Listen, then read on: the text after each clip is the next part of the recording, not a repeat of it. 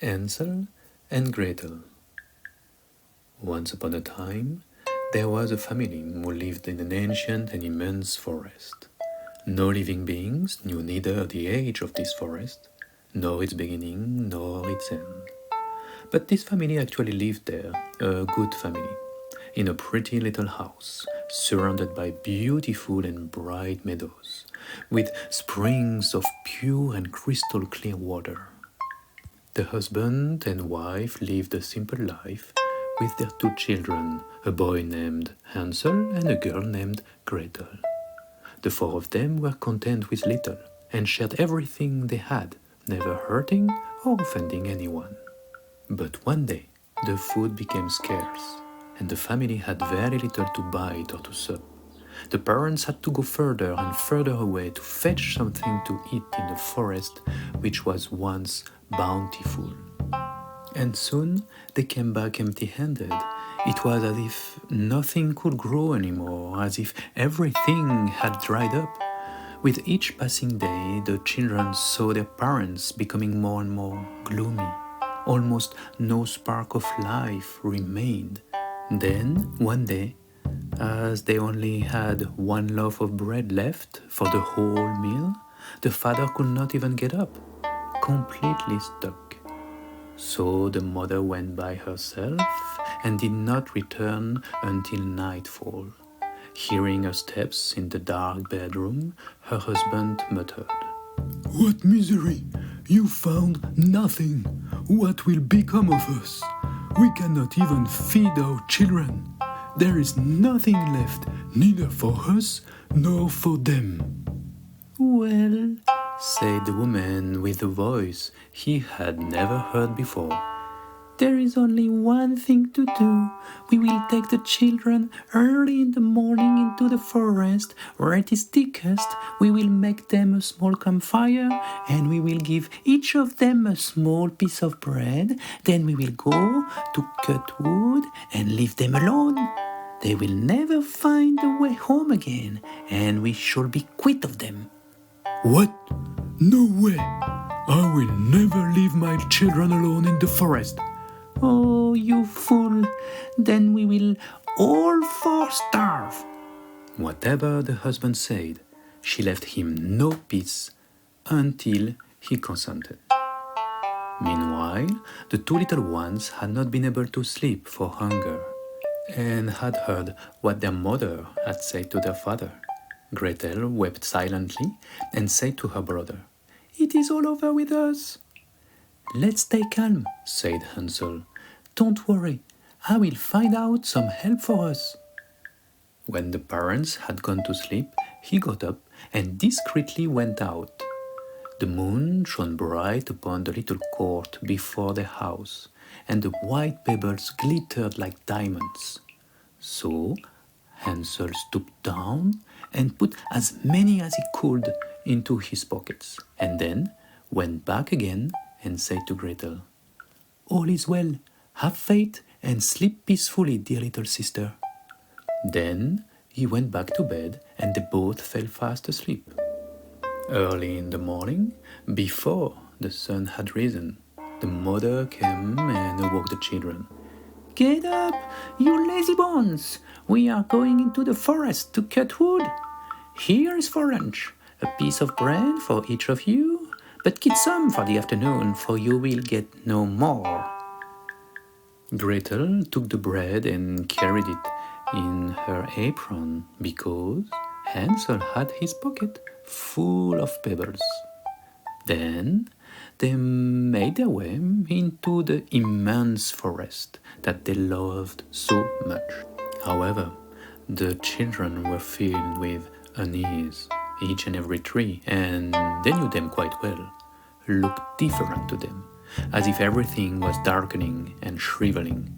After they had walked on for a time, Hansel stood still and looked towards home, and after a while turned again, and again, and again. "Oh, come on, Hansel! Why do you keep turning and lagging about so?" "Ah, father," answered Hansel, "I am stopping to look at my white kitten who is sitting on the roof to say goodbye to me. "You little fool," said the mother, "that is not your cat. 'Tis the morning sun shining on the chimney top." Now Hansel had not been looking at his kitten, but had all the while been staying behind to drop from his pocket one white pebble after another along the road. When they reached unfamiliar surroundings somewhere in the middle of the forest, the father said, Run about, children, and pick up some wood. I'll make a fire to keep you warm. So they piled up a little heap of brushwood, collected dry branches and twigs, and set it afire. And as the flame burnt bright, the mother said, "Now set yourself by the fire and go to sleep while we go and cut wood in the forest. Be sure you wait till we come again and fetch you."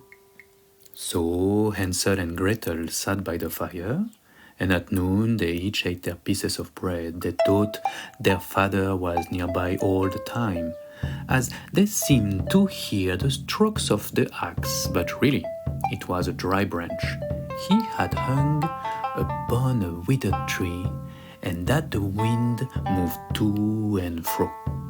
So, when they had stayed there a long time, their eyelids closed with weariness, and they fell fast asleep.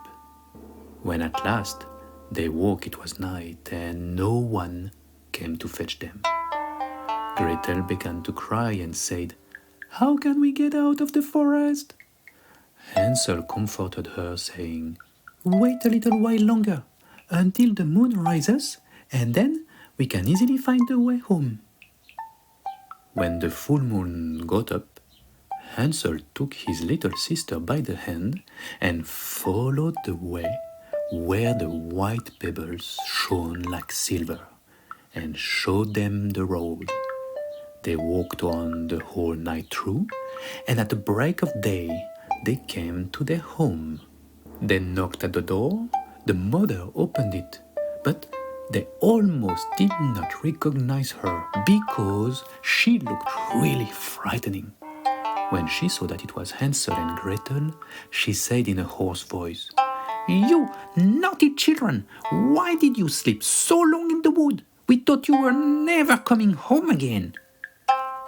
Their father could still feel a bit of joy in his heart, and he had grieved at leaving them both alone.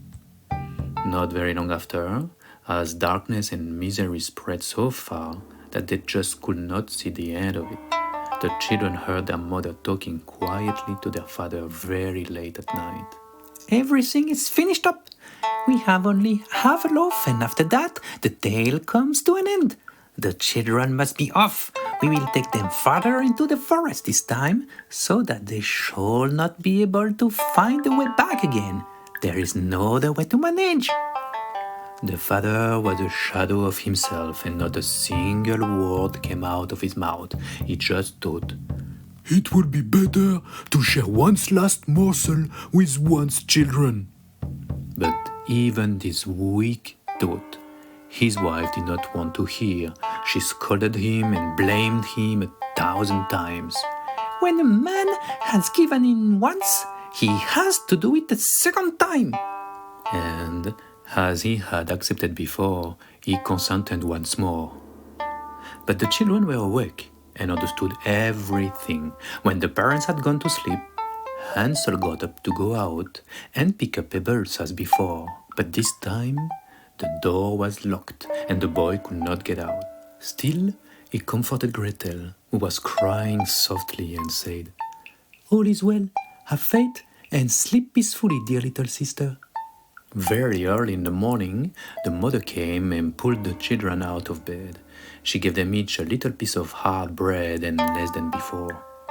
On the way to the forest, Hansel would crumble the bread in his pocket and often stopped to throw a crumb on the ground. Hansel, what are you stopping behind and staring for? Said the father. "I am looking at my little white dove sitting on the roof to say goodbye to me," answered Hansel. "You little fool," said his mother. "That is not your dove, 'tis the morning sun that shines on the chimney top."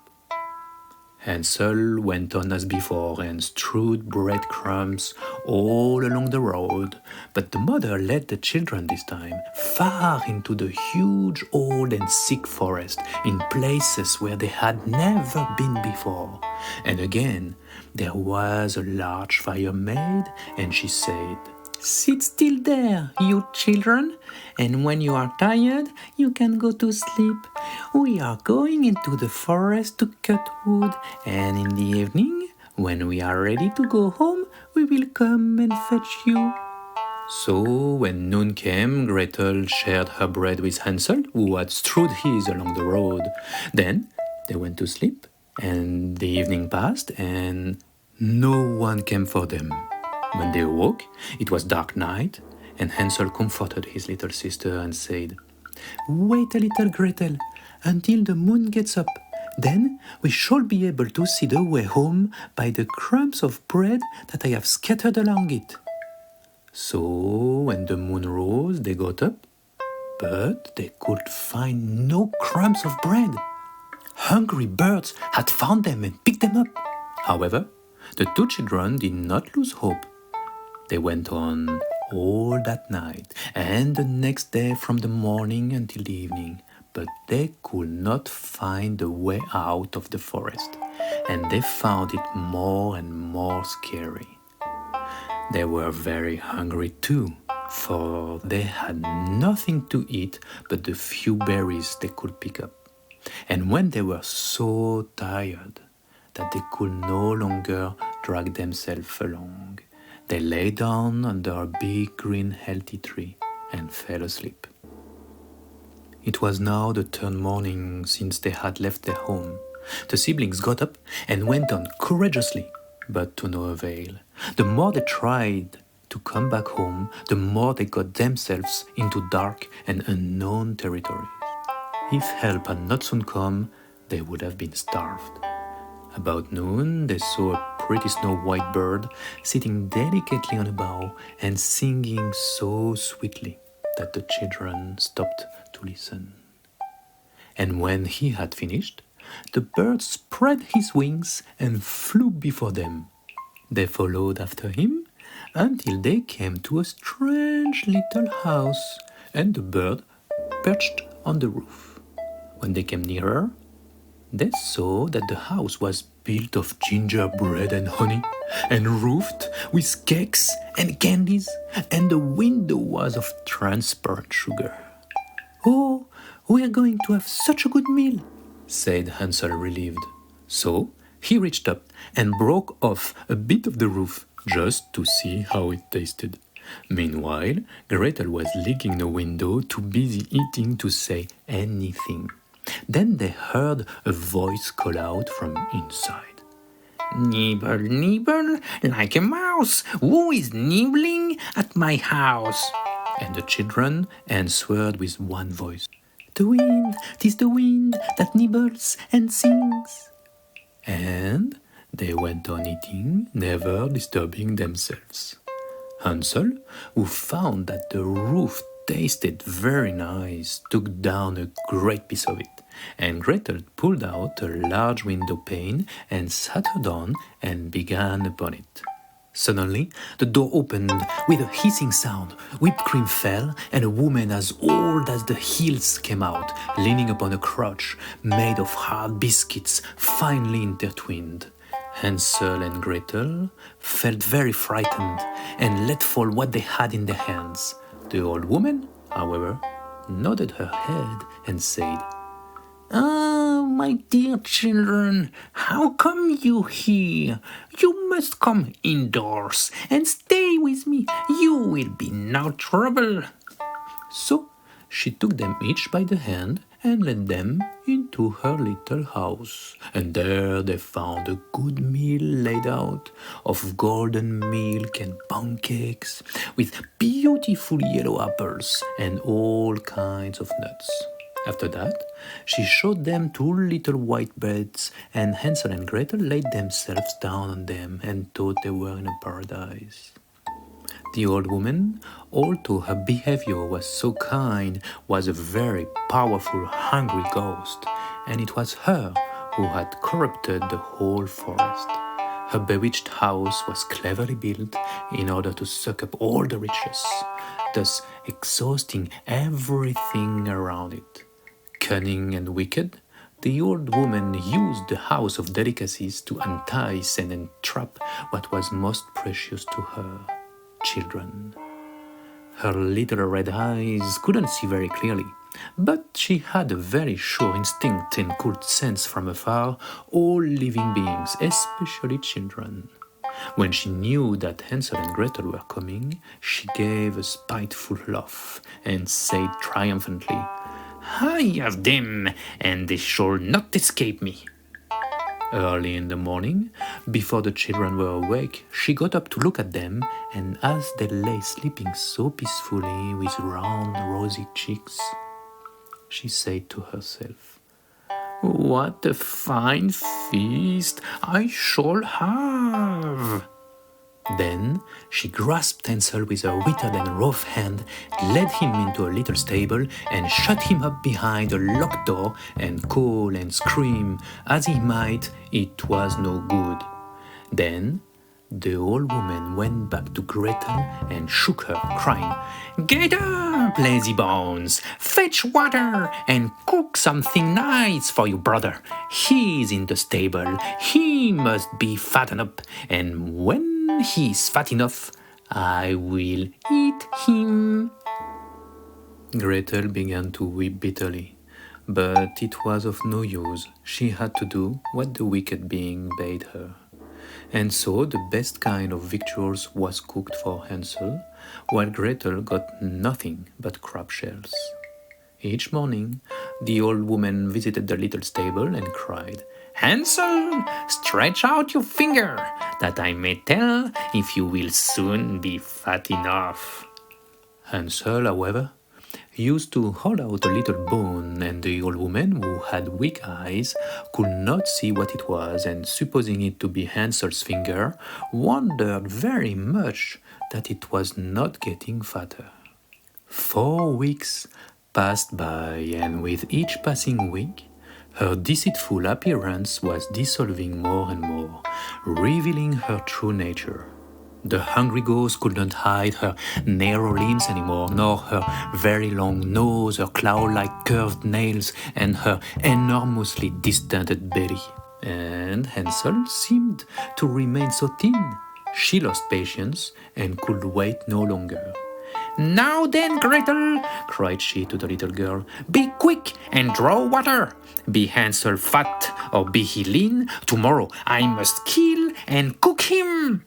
Oh, what a grief for the poor little sister to have to fetch water, and how the tears flowed down over her cheeks. "May all that is good in this forest come and help us," cried she.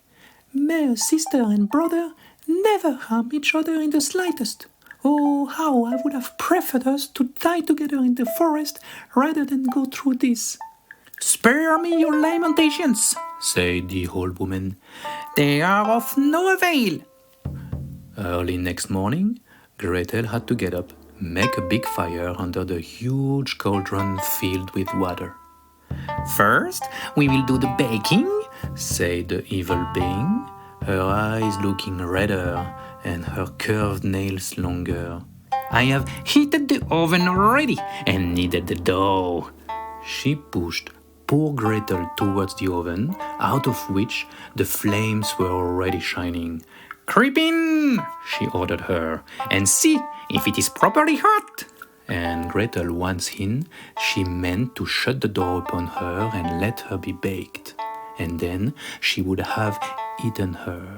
But Gretel perceived her intention and said, "I don't know how to do it. How should I get in?" "Stupid goose," said the old woman disdainfully. "The opening is big enough. Do you see? I could get in myself." And she stooped down and put her head in the oven's mouth.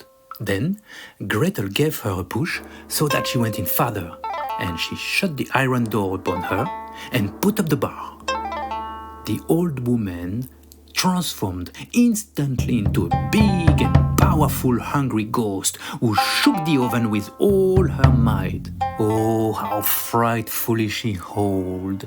Soon there was nothing left of her but spitting flames and disgusting black smokes. Then nothing at all.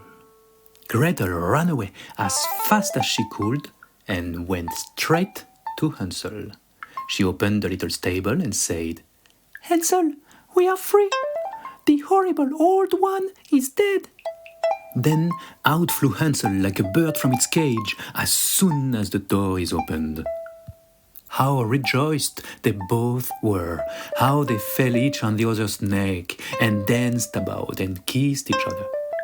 And as they had nothing more to fear, they went over all the house, and in every corner there stood chests of pearls and diamonds.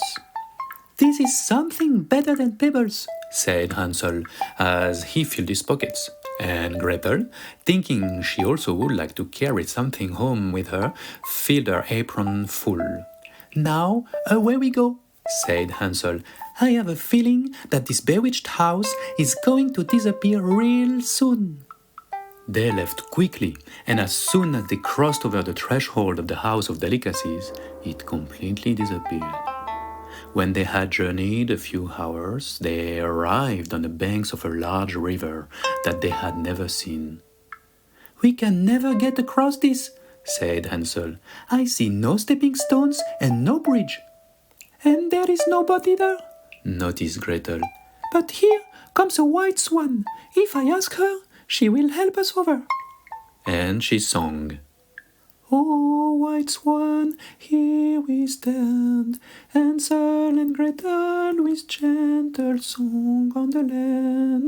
Boat, bridge, stepping stones we lack, carry us over on your nice white back." And the beautiful white swan came accordingly, and Hansel got upon her and asked his sister to come too. "No," answered Gretel, "that would be too hard upon the white swan. We can go separately, one after the other." And that was how the crossing of the large river was accomplished.